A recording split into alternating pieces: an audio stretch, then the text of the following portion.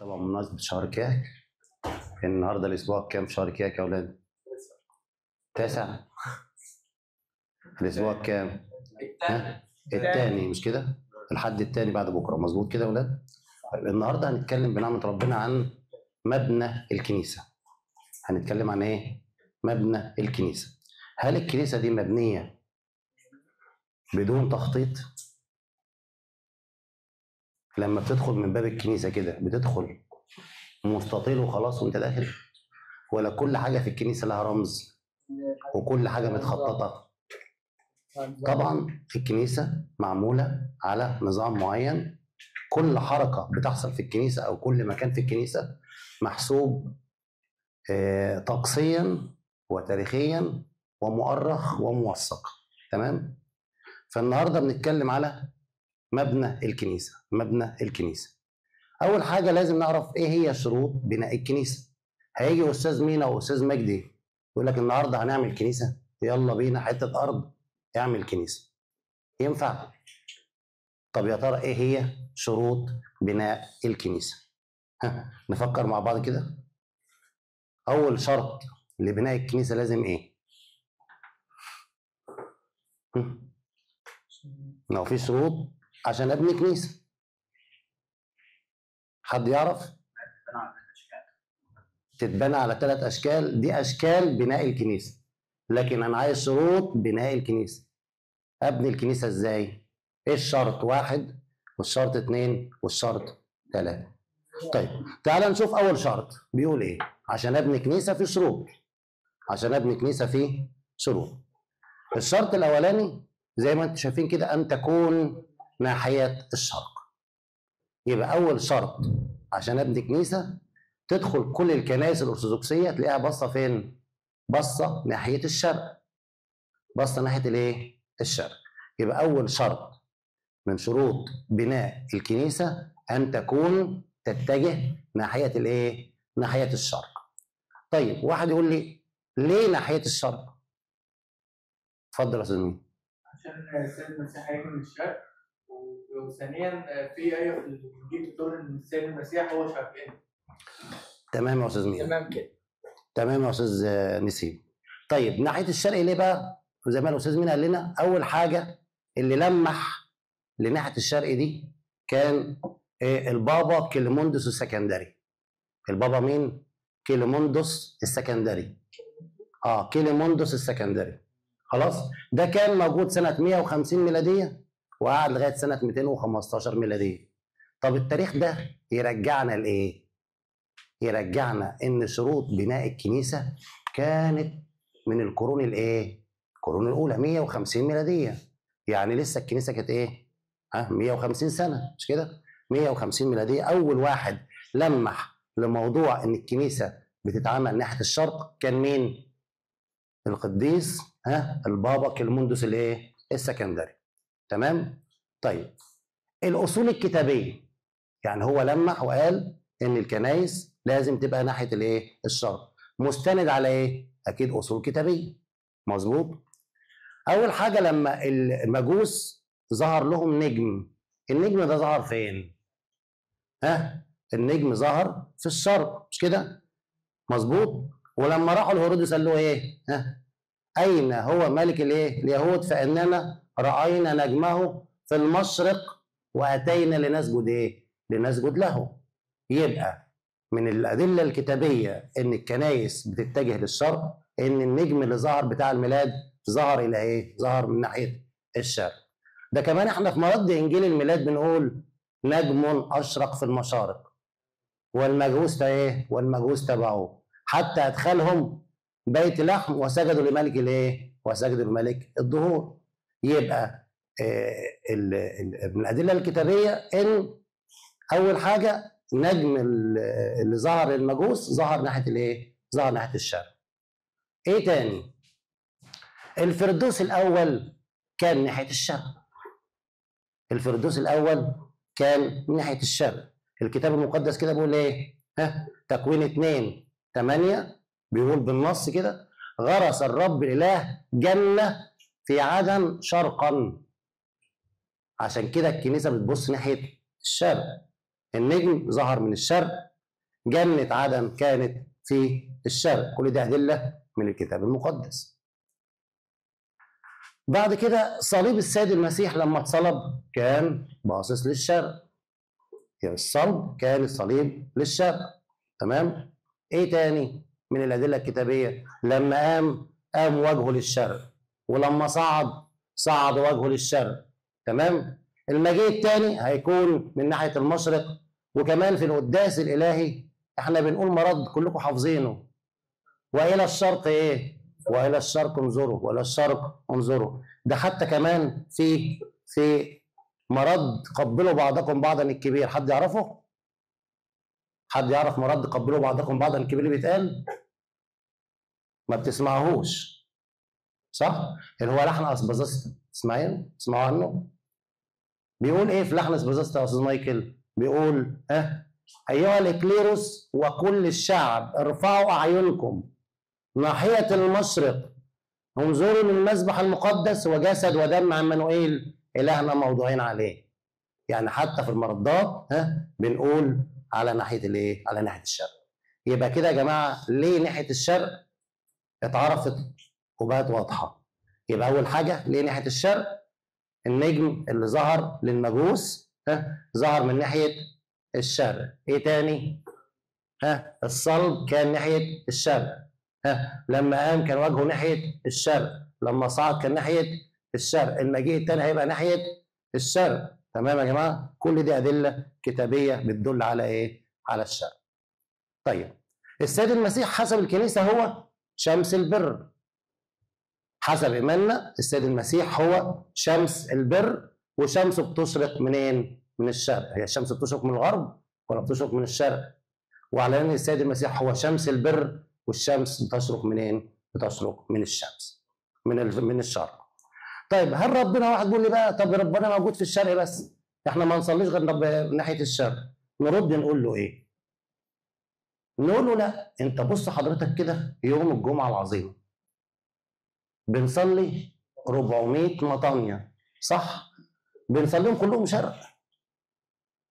امال في الاربع اتجاهات شرق وغرب وشمال وجنوب، مش كده يا ولاد؟ يعني بعمل 100 كده و100 كده و100 كده و100 كده. طب ليه بنصلي من الاربع اتجاهات؟ عشان نرد على حكايه ان ربنا مش موجود غير في الشرق. لا، ربنا موجود في جميع الاتجاهات. وطبعا لما بنعمل ال 400 مطانيه دول بنطلب فيها ايه؟ استمطارا لرحمه ربنا علينا. استمطارا لرحمه ربنا ايه؟ علينا. يبقى كده ردينا على السؤال اللي بيقول اشمعنى الشرق؟ طب ما ربنا موجود في كل مكان. نقول له احنا فعلا ربنا موجود في كل مكان، بدليل ان احنا يوم الجمعه العظيمه بنصلي في الاربع اتجاهات ونقول كيريا ليسون 400 مره. بعد كده يا جماعه من الشرط الثاني لبناء الكنائس لازم تبقى على اسم قديس. شرط بناء الكنيسه الاولاني ان تكون ناحيه الشرق، وعرفنا ليه. تاني حاجه ان تكون على اسم قديس. زي ما انتم عارفين كنيسه مريمينا، كنيسه ابو سفين والست دميانه، كنيسه الانبا انطونيوس والانبا بولا، كنيسه السيده العذراء والبابا كرولوس الحي الاماراتي، كنيسه السيده العذراء مريم، كنيسه ماري جرجس، كنيسه الانبا بشوي. يبقى الكنايس لازم تقام على اسماء ايه؟ اسماء قديسين. واحد يقول لك طب ما نسميها كنيسه ربنا. ليه ما نسميهاش كنيسه ربنا؟ ليه على اسم قديس؟ ليه على اسم قديس؟ اقول له اتفضل يا استاذ منوب. عشان عقيده الشفاعه. طيب ربنا نفسه في الكتاب المقدس قال عن نفسه ايه؟ انا هو اله ابراهيم واسحاق ويعقوب. يعني نسب نفسه لبني ادمين. هو مش قال كده انا اله ابراهيم واسحاق ويعقوب اللي هم البطاركه الاولين؟ نسب نفسه ليه؟ لانسان. يبقى فيها ايه لما نخلي الكنيسه على اسم انسان؟ تكريما للي هو عمله، والعذابات لو كان شهيد، والصلوات لو كان قديس. ليه ما نسميش الكنيسه على اسم قديسين اذا كان ربنا نفسه قال انا اله ابراهيم واسحاق ويعقوب؟ ده كمان شريعه موسى. هي شريعه موسى بتاعت موسى ولا ده كلام ربنا؟ ها؟ الشريعة دي بتاعت مين؟ الكلام اللي في الشريعة ده بتاع مين؟ بتاع موسى؟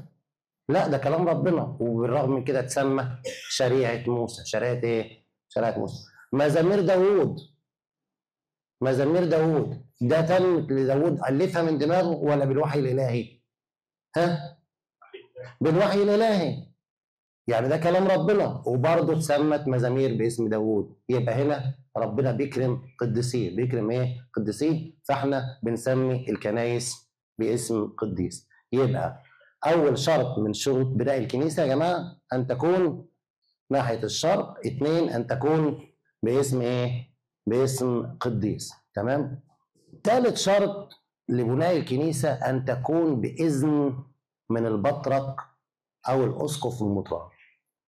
تكون بإذن من البطرك أو الأسقف أو المطران، وإلا كان أستاذ سامح ياخد أستاذ أبانوب وياخد أستاذ روماني وياخد أستاذ مايكل وأستاذ مجدي، يلا إحنا هنعمل كنيسة هنا.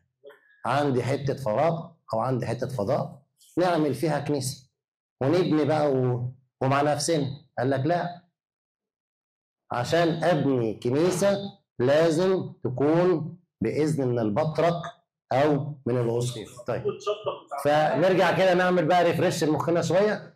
نعمل ريفرش. أول حاجة على شروط بناء الكنيسة رقم 1.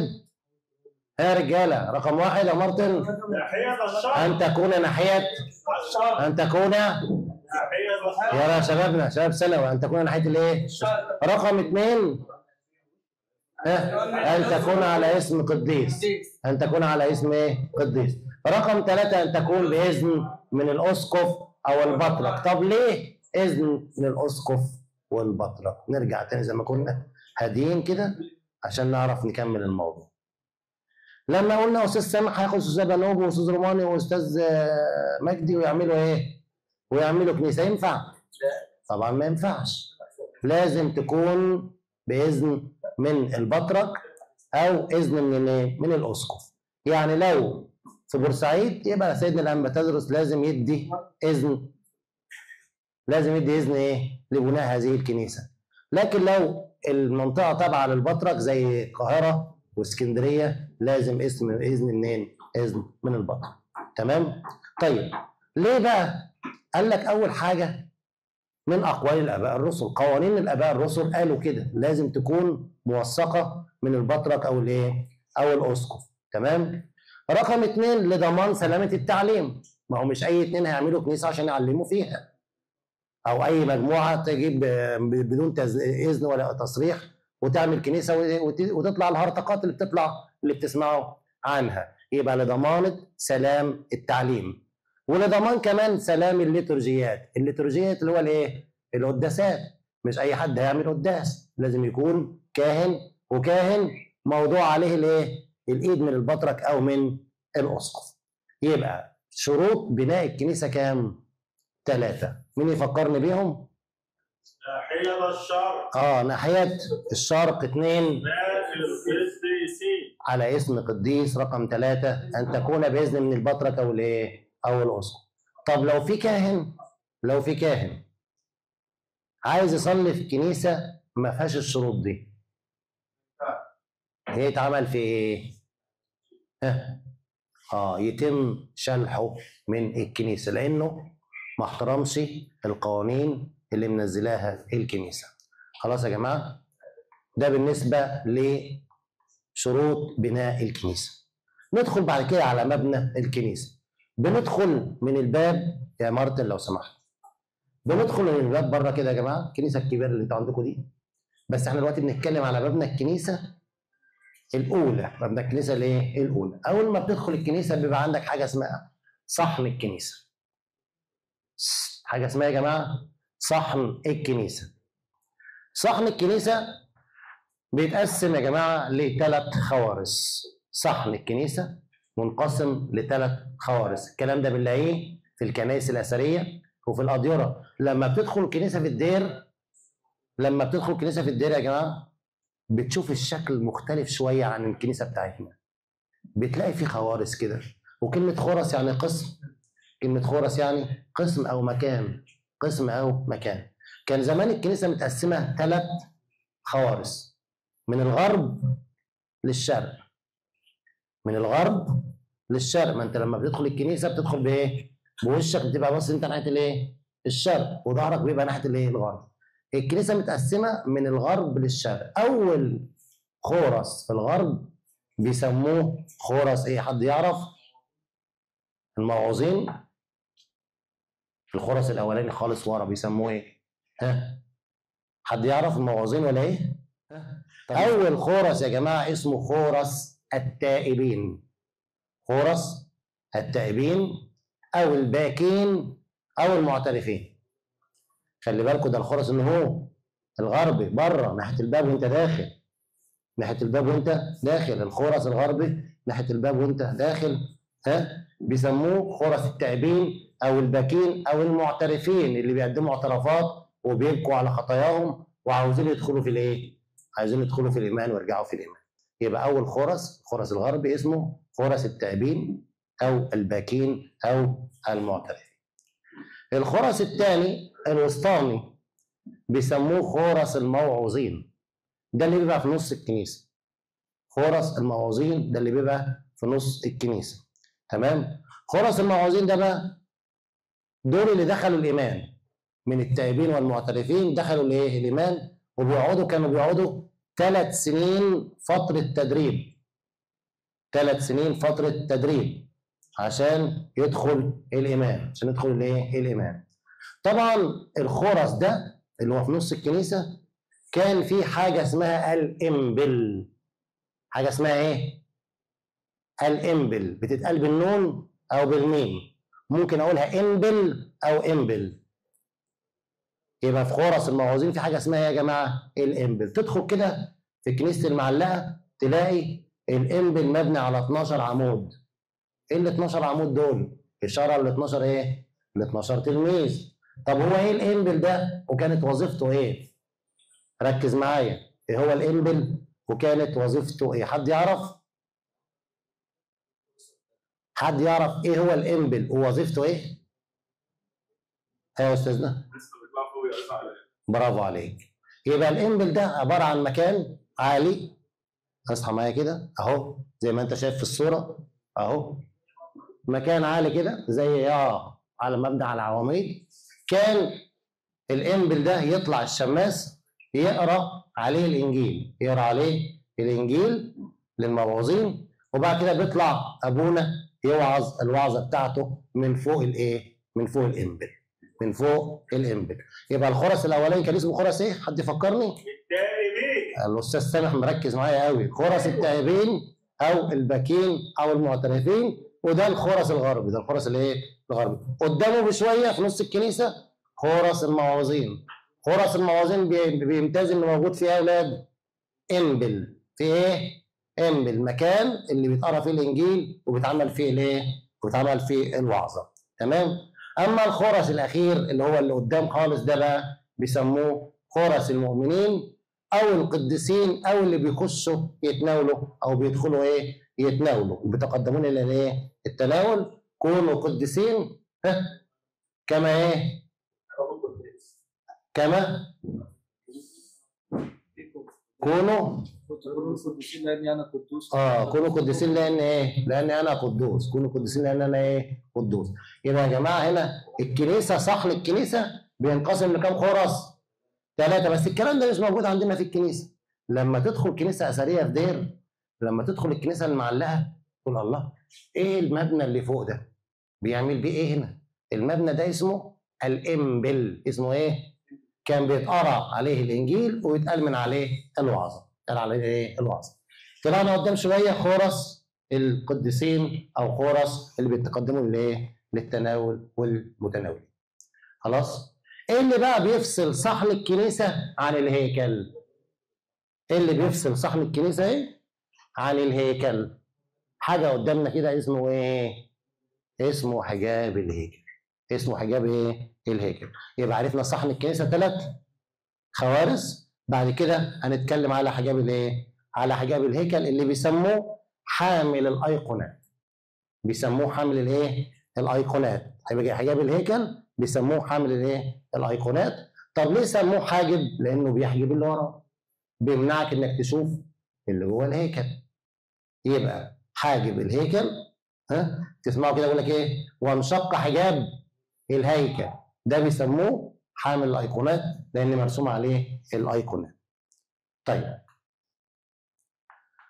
بعد كده الكنيسه الاولى كان فيها هيكل واحد ومذبح واحد، واحنا عارفين القوانين بتقول لا يقام الا قداس واحد على كل مذبح. ما ينفعش نصلي قداس من 7 ل 9 على المذبح ونخش من 9 ل 11 على نفس المذبح. الكنيسه كده كانت حاطه قوانين ان المذبح الواحد يتعمل عليه قداس ايه؟ واحد. فالكنيسه زمان كانت مذبح واحد، مذبح ايه؟ واحد. وبعد كده اصبح 3 هياكل و3 مذابح، الاوسط والبحري والقبلي.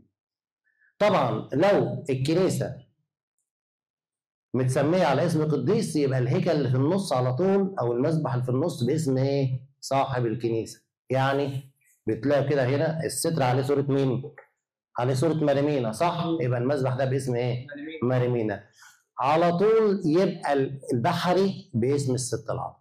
طالما مش متسميه الكنيسه على اسم الست العذراء يبقى البحري على اسم الست العذراء، والقبلي على ايه؟ اسم قديس بيختاروه الاباء. يبقى اهم حاجه اللي في النص بيبقى على اسم ايه؟ صاحب الكنيسه، البحري اسم العذراء، والثالث بيبقى اسم ايه؟ اي قديس بيختاروه الاباء.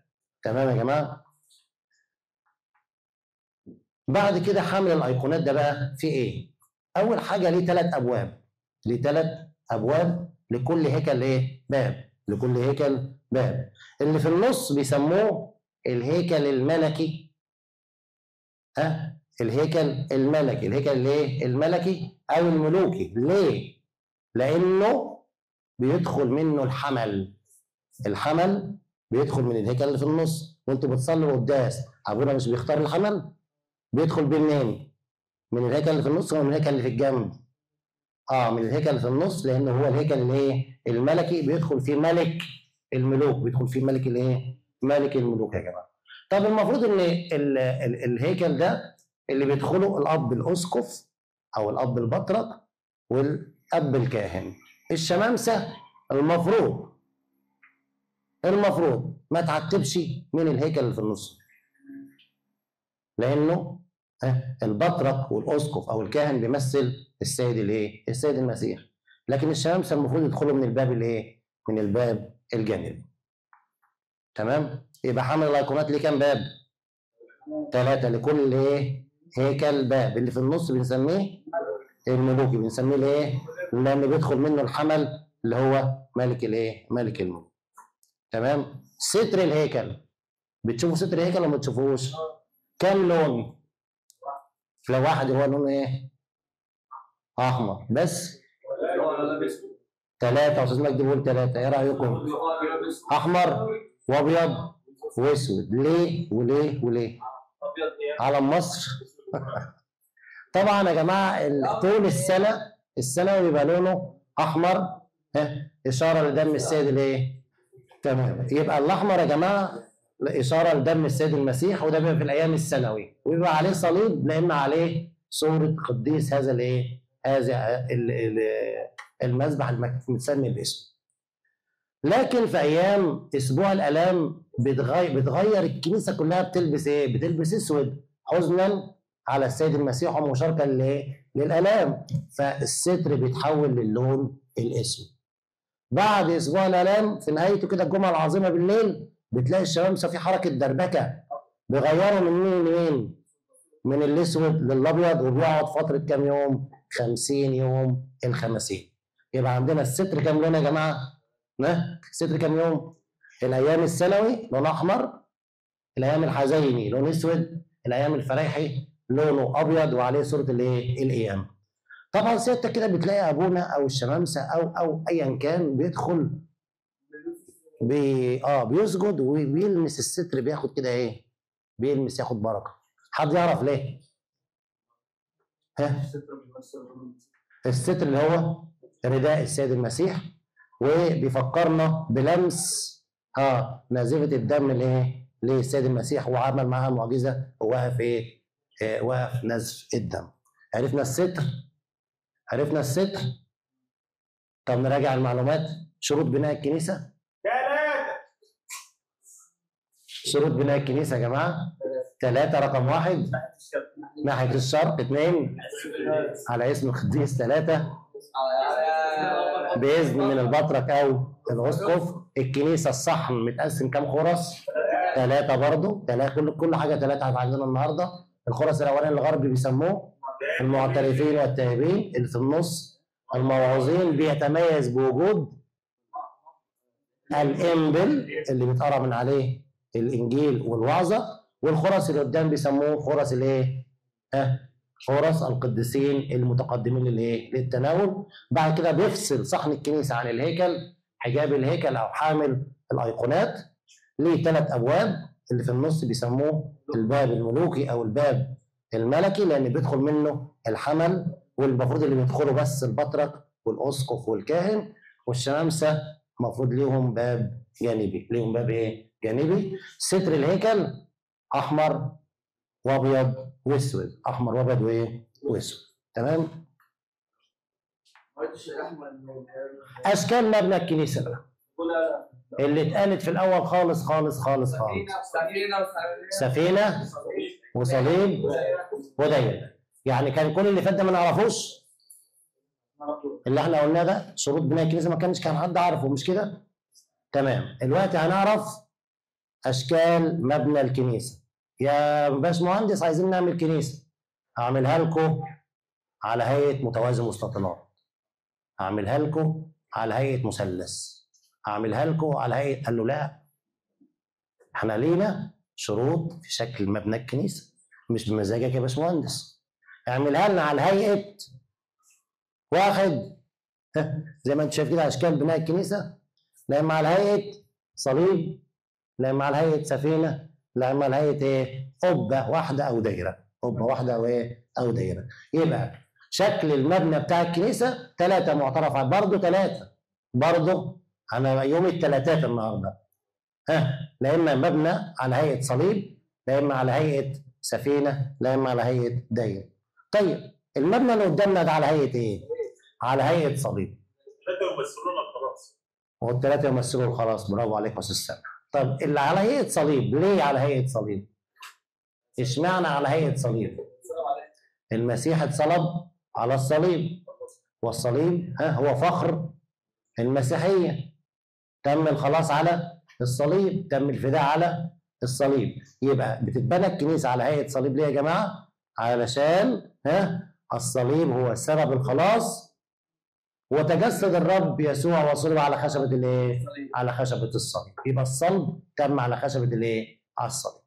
طب السؤال الثاني، او هنكمل حته كده صغيره بس، لما تبقى داخل الكنيسه غير لما تبقى خارج الكنيسه.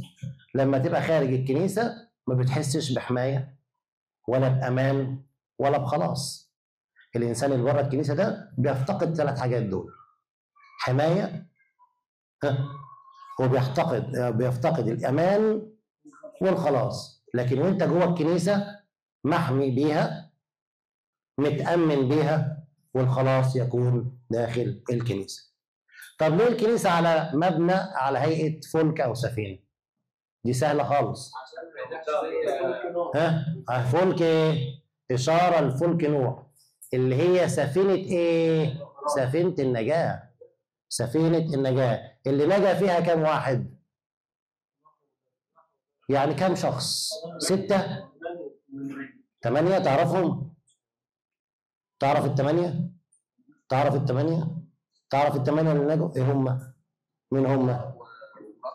نوح ومراته، 3 ولاد، و3 زوجات. يبقى ال8 اشخاص اللي كانوا في فلك نوح، نوح ومراته وحام وسام ويافس ومراتاتهم، تعدهم تلاقيهم كام؟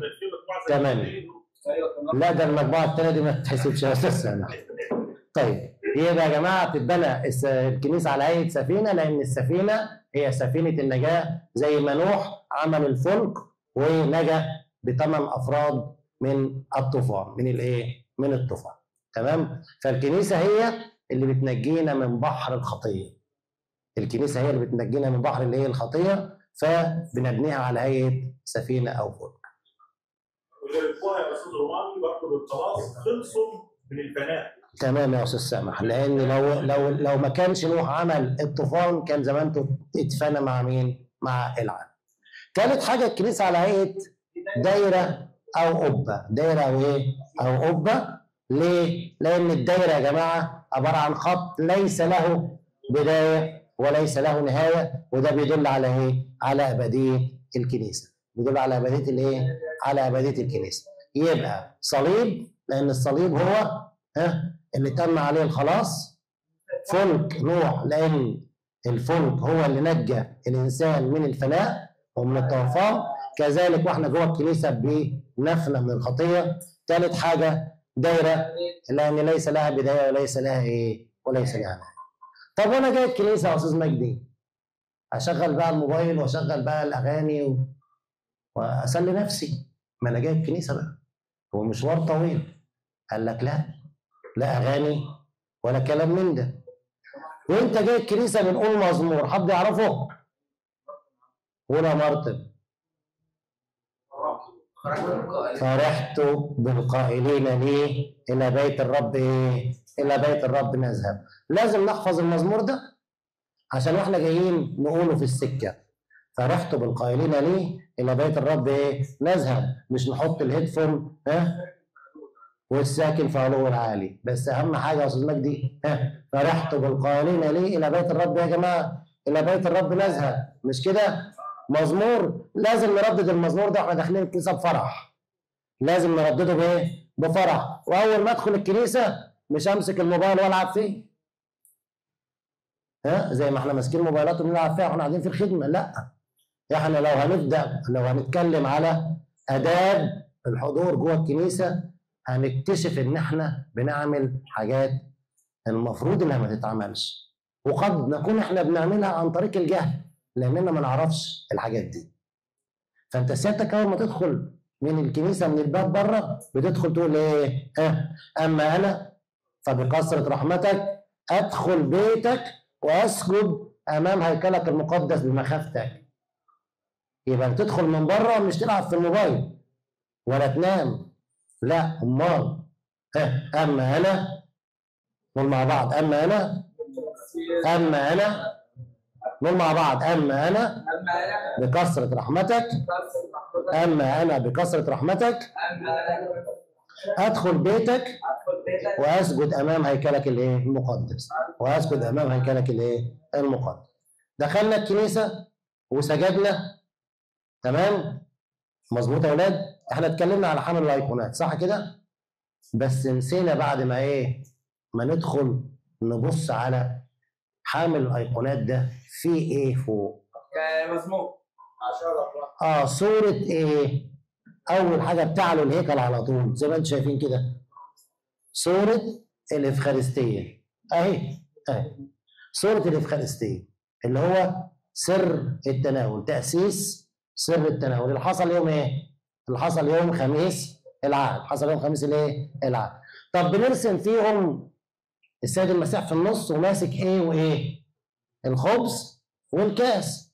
هذا هو ايه؟ جسدي الذي يقسم عنكم وعن كثيرين يعطى لمغفرة الخطايا. هذا هو دمي. هذا هو ايه؟ دمي الذي يسفك عنكم وعن كثيرين برضه. مظبوط يا جماعة؟ تمام؟ يبقى الجسد يقسم عنكم والدم الذي ايه؟ يسفك عنكم. يسفك ايه؟ طب بنلاحظ ان السيد المسيح حواليه كام تلميذ في الحادثه دي اللي هي حادثه تاسيس سر الافخارستيه؟ 11 ولا 12؟ طب تعالى نعدهم كده. تعالى نعدهم. 1 2 3 4 5 على اليمين. 5 على اليمين. ده انا بتكلم على الصوره الطقسيه يا جماعه. بتكلم على الصوره الطقسيه. 5 على يمين السيد المسيح، والناحيه الثانيه 1 2 3 4 5 6. طب ازاي ده هو اختار 12 تلميذ؟ ال 12 ده راح فين؟ ما حضرش ما حضرش تأسيس سر التناول. واحد يقول لي ده حط ايده في الصفحة مش كده؟ حط ايده في الصفحة معاه مش كده يا جماعة؟ لا ده حضر الفصح اليهودي، حضر الفصح. وبعد ما حضر قال له ايه؟ ما انت فاعله فعله بسرعة، اللي انت بتعمله اعمله ايه؟ اعمله بسرعة وخلص وانجز. خرج وما دخلش تاني، وتم تأسيس سر التناول بدون وجود يهوذا. ما حضرش. نخلي بالنا من دي. طيب بعد ما نشوف صورة الايه؟ الصورة الأدق زي ما اتفقنا في الخبز والكاس و11 تلميذ بس، لأن يهوذا ما حضرش الايه؟ ما حضرش الفصل. بعد كده بحر صورة الإفخارستية في صورة 6 تلاميذ، وفي الإبلي صورة 6 تلاميذ تاني، أهو زي ما أنتم شايفين كده 2 4 6 2 4 6. الله ده كانوا 11 في النص، بقوا 6 و6 تاني رجعوا 12 إزاي؟ تم عمل قرعة واختاروا مين عوضا عن يهوذا؟ متياس. تم اختيار متياس عوضا عن يهوذا، فبيترسم برضه على حجاب الهيكل صور ال 12 تلميذ، وفيهم مين؟ فيهم متياس. بعد كده بنشوف ايقونات في الهيكل البحري كده، ايقونه الست العذراء، وزي ما انتم شايفين ايقونه الست العذراء هي على اليمين، وشايله السيد المسيح على ايه؟ على ايدها الشمال، لان جاء قامت الملكه عن يمينك ايها الملك. وبعد كده في ترتيب للصور، صوره الملاك غبريال، تمام، وهنعمل حلقه كامله على ترتيب الصور فين؟ الصور في الكنيسه، مش مجالنا النهارده. بعد كده يا جماعه الخرس البحري في العذراء وفي الملاك غبريال، اما الخرس الابلي في السيد المسيح ويوحنا الايه؟ ويوحنا المعمدان. تمام؟ بعد كده في عندنا المنجليه. بتدخل الكنيسه بتلاقي منجليات. دي منجليه، ونلاحظ ان المنجليه محطوطه على درجه اعلى شويه، في درجه بطلعها اهو عشان اوصل للمنجليه، درجه اعلى شويه. يعني ايه كلمه منجليه؟ منجليه كلمه قبطيه من اصل يوناني، معناها القرايه. معناها ايه؟ القرايه. يعني ايه القرايه؟ ان انا بقرا عليها. يبقى كلمه منجليه كلمه قبطيه معناها القرايه، بقرا عليها الكتاب الايه؟ المقدس. عندنا منجليتين، منجليه بتبص للشرق ومنجليه بتبص للغرب. المنجليه اللي بتبص للشرق بيبقى عليها القطمارس باللغه القبطيه. المنجليه اللي بتبص للشرق بيبقى عليها القطمارس باللغه الايه؟ باللغه القبطيه. اما المنجليه اللي بتبص للغرب، الشماس لما بيقف عليها بيبقى وشه للايه؟ بيبقى وشه للغرب، صح كده؟ بيبقى عليها القطمارس العربي بيفسر اللي بيتقال باللغه القبطيه. يبقى عندنا منجليتين، واحده بتبص للشرق بيبقى عليها القطمارس ان هو القبطي، وواحده بتبص للغرب بيبقى عليها التفسير العربي او القطمارس الايه؟ او القطمارس العربي. تمام؟ طب المنجليات دي استخدمناها في الكنيسه الحديثه مكان ايه؟ مكان الانبل اللي كان في الخرس الوسطاني، خرس الموازين. تمام؟ استبدلنا الانبل بالمنجليه، استبدلنا الانبل بالايه؟ بالمنجليه. ماشي يا جماعه؟ بعد كده في عندنا القنديل. ايه معنى كلمه قنديل؟ وايه حكايه الاناديل دي؟ في اناديل هنا؟ عامة هو المفروض كل صورة بيبقى قدامها قنديل. كلمة قنديل معناها ايه؟ قنديل معناها فتيل. عارفين الفتيلة؟ الفتيلة كان القنديل ده بيتملى زيت رمز للروح القدس، والفتيلة بتنور رمز للسيد الايه؟ للسيد المسيح. كل صورة في الكنيسة المفروض يبقى قدامها قنديل، يبقى قدامها ايه؟ وده اللي حصل في الكنيسة بعد التعديل، حطوا قدام كل صورة قنديل. حتى تبصوا كده اللي عاملة زي الشورية، برافو عليك. بس كانت زمان بتتعبى زيت ويحطوا فيها فتيلة ويولعوها بالكبريتة. طبعا مع الكهرباء اتحولت كلها لايه؟ اتحولت لكلها الكهرباء. يبقى القنديل عبارة عن ايه يا جماعة؟ معناها فتيل، وهي كلمه يونانيه. فتيل وهي كلمه ايه؟ يونانيه، عباره عن زيت يرمز للروح القدس. الزيت اللي جواه ده يرمز للروح القدس، ونور الفتيل يرمز للسيد الايه؟ المسيح. وبنحطها قدام كل قديس، بنحطها قدام ايه؟ كل قديس. ده بالنسبه للانديل. طب ليه بنحطها قدام القديسين؟ عشان نفتكر الايه بتقول ايه؟ انظروا الى نهايه سيرتهم وتمثلوا بمنهم، وهم اللي وصلوا نور المسيح للعالم ايه؟ للعالم اجمع. بعد كده بنتكلم في الكنيسه على قنديل الشرقيه. قنديل الشرقيه. ايه الشرقيه؟ وايه قنديل الشرقيه؟ حد يعرف يعني ايه الشرقيه؟ طيب لو فتحنا الهيكل ده ورا المذبح في صوره البنتقراطور اللي هو حضن الاب، ده اسمها الشرقيه. دي اسمها ايه؟ الشرقيه. وبتتكون من 7 درجات. بتتكون من 7 درجات. طبعا عارفين اشاره لايه؟ 7 درجات اشاره لايه؟ ل7 ها؟ 7 ايه؟ 7 رتب. 7 رتب الكهنوت. 7 رتب الايه؟ الكهنوت. فيها ايه بقى الشرقيه ده يا استاذ مجدي؟ فيها قنديل. القنديل ده بيرمز لنجم الشرق اللي قلنا عليه في الاول خالص، نجم اشرق فين؟ اشرق في المشارق، مش كده؟ قنديل اللي فوق الشرقيه ده المفروض انه ما يتطفاش ابدا. المفروض انه ما يتطفاش ابدا. دايما كان ابونا متى بيقول لك ايه؟ طفي النور وسيب الايه؟ سيب القنديل اللي في الشرقيه، صح؟ تسمعوا منه ولا ما بتسمعوهاش؟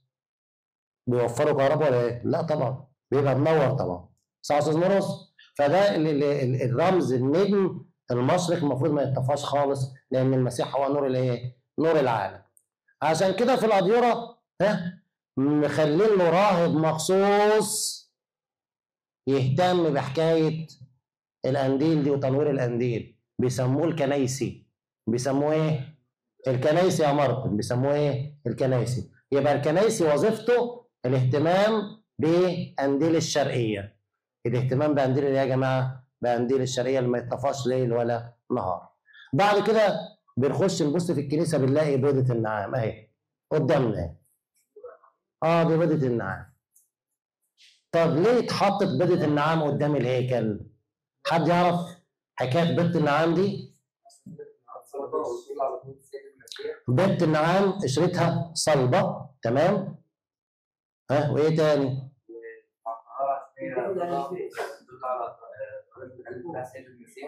تمام. طيب بيضه النعام، وش معنى بيضه النعام؟ انتوا عارفين النعامه؟ النعامه لما بتبيض ما بترقدش على البيضه. ما بترقدش على الايه؟ على البيضه. امال بتدفنها بايدها شويه عشان تفضل ايه؟ وتفضل مراقباهم. دليل على ان عين الله على المؤمنين، واحنا دايما باصين لربنا. لما بنبص بنفتكر ان عين ربنا ايه؟ علينا. النعامه لو حد قرب من البيضه دي بتعمل في ايه؟ بتروح تفترسه. تروح ايه؟ تفترسه. ربنا اللي يقرب مننا ما بيسيبهوش برضه. يبقى بيضه النعامه يا جماعه دي رمز في فوق الباب العروس عنايه الله بالانسان. رمز لعنايه الله بالايه؟ رمز لعنايه الله بالانسان. عين عليكم من اول السنه لاخرها. من اول السنه لايه؟ لاخرها. تمام؟ اخر حاجه هنتكلم عنها النهارده ويبقى لنا في الكلام بقيه حاجه اسمها الكاتدرا. حد يعرف يعني ايه كلمه الكاتدرا؟ يعني ايه كلمه كاتدرا يا جماعه؟ طيب الكاتدرا هي الكرسي بتاع البطرك او كرسي المطران او الاسقف. الكاتدرا كرسي المطران او كرسي الاسقف. ودايما الكرسي ده بيبقى في الناحيه الايه؟ في الناحيه البحري، في الخرس البحري للمكان اللي بيقيم فيه البابا او بيقيم فيه الايه؟ الاسقف. عشان كده سمينا الكنيسه اللي فيها الكرسي دي كاتدرائيه. كاتدرائيه السيده العذراء والملاك ميخائيل. فيها ايه؟ المفروض فيها كرسي. مفروض فيها كرسي، مش فيها ولا ما فيهاش؟ اعتقد فيها، مش كده؟ كاتدرائيه بوسفين وديانا فيها كرسي. كاتدرائيه ماري جرجس فيها كرسي.